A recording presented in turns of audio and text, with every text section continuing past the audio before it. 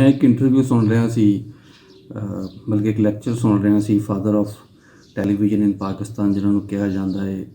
ਅਸਲਮ ਅਜ਼ਹਰ ਸਾਹਿਬ ਦਾ ਇਹ ਕਹਿਣਾ ਸੀਗਾ ਕਿ ਪਾਕਿਸਤਾਨ ਦੇ ਵਿੱਚ ਟੀਵੀ ਦਾ ਮਕਸਦ ਸੀਗਾ ਕਿ ਟੀਵੀ ਇੱਥੇ ਦੇ ਲੋਕਾਂ ਨੂੰ ਆਪਸ ਦੇ ਵਿੱਚ ਜੋੜੇ, ਉਹਨਾਂ ਨੂੰ ਇੱਕ ਦੂਜੇ ਦਾ ਮਿਊਜ਼ਿਕ ਸੁਣਾਵੇ, ਉਹਨਾਂ ਨੂੰ ਇੱਕ ਦੂਜੇ ਦੀਆਂ ਕਹਾਣੀਆਂ ਸੁਣਾਉਣ ਅਤੇ ਉਹਨਾਂ ਨੂੰ ਇੱਕ ਦੂਜੇ ਦੇ ਬਾਰੇ, ਉਹਨਾਂ ਦੇ ਕਲਚਰ ਦੇ ਬਾਰੇ, ਉਹਨਾਂ ਦੀ ਰਹਿਤਲ ਦੇ ਬਾਰੇ ਇੱਕ ਦੂਜੇ ਨੂੰ ਦੱਸੇ। ਅੱਛਾ, ਇਹ ਦੇਖਦੇ ਹਾਂ ਕਿ ਡਰਾਮਾ ਜਿਹੜਾ ਸ਼ੁਰੂ ਹੋਇਆ ਪਾਕਿਸਤਾਨ ਟੈਲੀਵਿਜ਼ਨ 'ਤੇ, ਉਹਦੇ ਵਿੱਚ ਬਹੁਤ ਸਾਰੀ ਚੀਜ਼ ਰੱਖੀ ਗਈ ਸੀ ਕਿ ਕਹਾਣੀ ਜਿਹੜੀ ਸੀਗੀ ਉਹ ਮੁਖਤਲਿਫ ਸੂਬਿਆਂ ਤੋਂ, ਮੁਖਤਲਿਫ ਸਟੇਸ਼ਨਸ ਤੋਂ ਆਉਂਦੀ ਸੀਗੀ।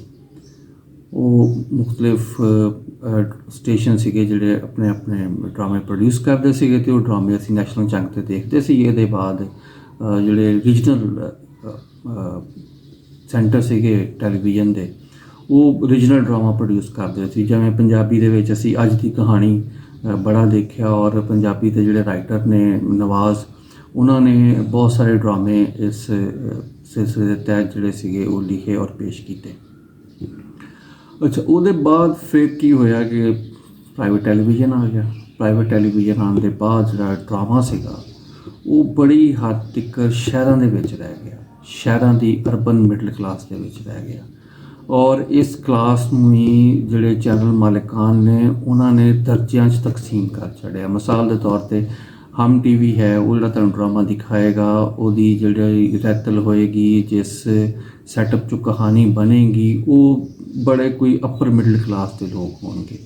ਉਹ ਇਹਨਾਂ ਕੈਟਾਗਰੀਜ਼ ਨੂੰ ਇਸ ਤਰ੍ਹਾਂ ਡਿਵਾਈਡ ਕਰਦੇ ਆ, A+A, B, C।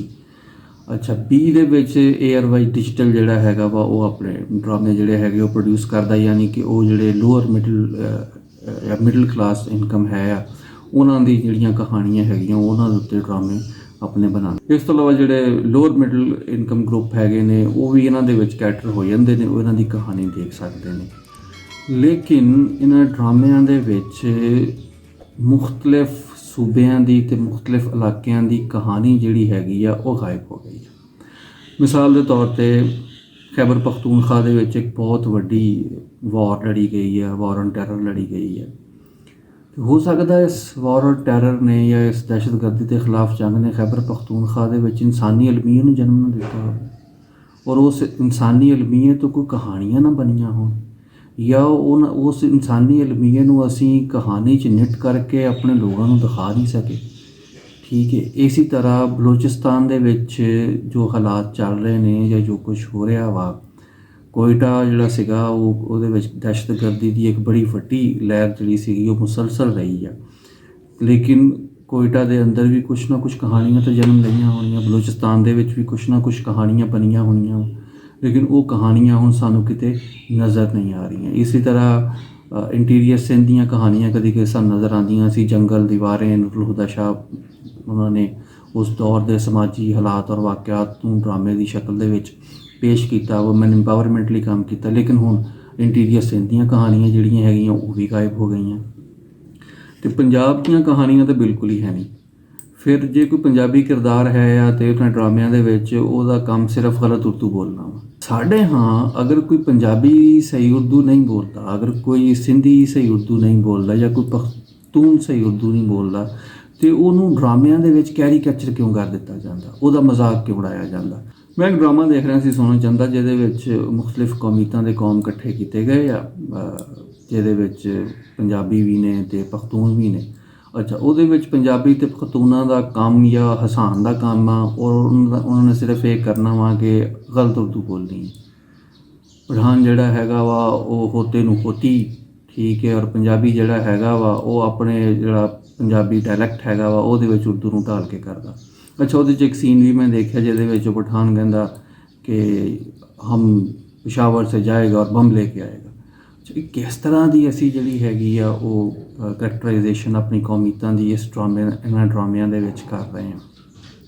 ਫਿਰ ਇਹਨਾਂ ਡਰਾਮਿਆਂ ਦੇ ਵਿੱਚ ਇੱਕ ਹੋਰ ਜਿਹੜਾ ਇਸ਼ੂ ਆਉਂਦਾ ਵਾ ਕਿ ਉਹ ਜਿਹੜੀ ਸਾਡੀ ਐਗਰੀਕਲਚਰ ਕਲਾਸ ਆ, ਜਿਹੜੀ ਪਾਕਿਸਤਾਨ ਦੀ ਆਬਾਦੀ ਦਾ ਬਹੁਤ ਵੱਡਾ ਹਿੱਸਾ ਕੌਂਸਟੀਟਿਊਟ ਕਰਦੀ ਆ, ਜਿੱਥੇ ਔਰਤਾਂ ਵੀ ਕੰਮ ਕਰਦੀਆਂ, ਜਿੱਥੇ ਮਰਦ ਵੀ ਕੰਮ ਕਰਦੇ ਆ, ਉਹ ਐਗਰੀਕਲਚਰ ਕਲਾਸ ਦੀ ਸਟੋਰੀ ਕਿੱਥੇ ਆ, ਕਿਸਾਨ ਦੀ ਸਟੋਰੀ ਕਿੱਥੇ ਆ, ਉਹ ਨਾ ਸਾਨੂੰ ਇੱਥੇ ਲੱਭਦੀ ਆ ਅਤੇ ਨਾ ਸਾਨੂੰ ਕਿਤੇ ਉਹਨਾਂ ਦੀ ਖਬਰ ਟੀਵੀ ਦੇ ਉੱਤੇ ਲੱਭਦੀ ਆ।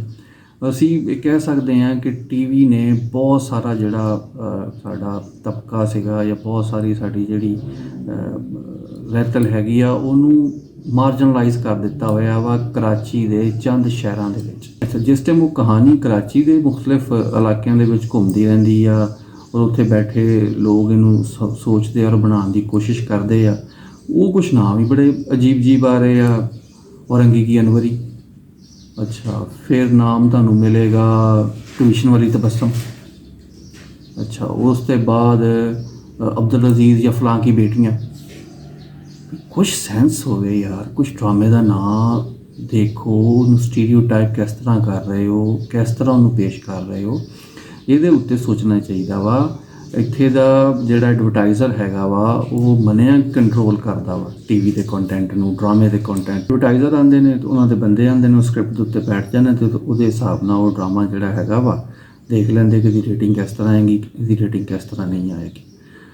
ਅਤੇ ਡਰਾਮਾ ਜਿਹੜਾ ਹੈ ਉਹਨੂੰ ਸਿਰਫ ਰੇਟਿੰਗ ਦੇ ਪੁਆਇੰਟ ਆਫ ਵਿਊ ਦੇ ਨਾਲ ਨਾ ਦੇਖੋ, ਉਹਨੂੰ ਸਿਰਫ ਸ਼ਹਿਰਾਂ ਦੇ ਵਿੱਚ ਨਾ ਰੱਖੋ, ਪਿੰਡਾਂ ਦੀਆਂ ਸਟੋਰੀਆਂ ਵੀ ਆਉਣ ਦਿਓ, ਜਿਹੜੇ ਛੋਟੇ ਤਬਕਾਤ ਉਹਨਾਂ ਦੀਆਂ ਸਟੋਰੀਆਂ ਵੀ ਆਉਣ ਦਿਓ, ਤਾਂ ਕਿ ਸੁਸਾਇਟੀ ਦੀ ਜਿਹੜੀ ਇੰਟੀਗ੍ਰੇਸ਼ਨ ਹੈਗੀ ਆ ਉਹ ਮਜ਼ੀਦ ਬਿਹਤਰ ਹੋਵੇ, ਨਾ ਕਿ ਸੁਸਾਇਟੀ ਜਿਹੜੀ ਹੈਗੀ ਉਹ ਕਲਾਸਾਂ ਦੇ ਵਿੱਚ ਅਤੇ ਤਬਕਿਆਂ ਦੇ ਵਿੱਚ ਵੰਡੀ ਜਾਵੇ ਅਤੇ ਇੱਕ ਨਵਾਂ ਅਹਿਸਾਸ ਮਹਿਰੂਮੀ ਜਿਹੜਾ ਹੈਗਾ ਵਾ ਉਹ ਵੱਧਦਾ ਜਾਵੇ ਔਰ ਉਹ ਪੈਦਾ ਹੁੰਦਾ ਜਾਵੇ।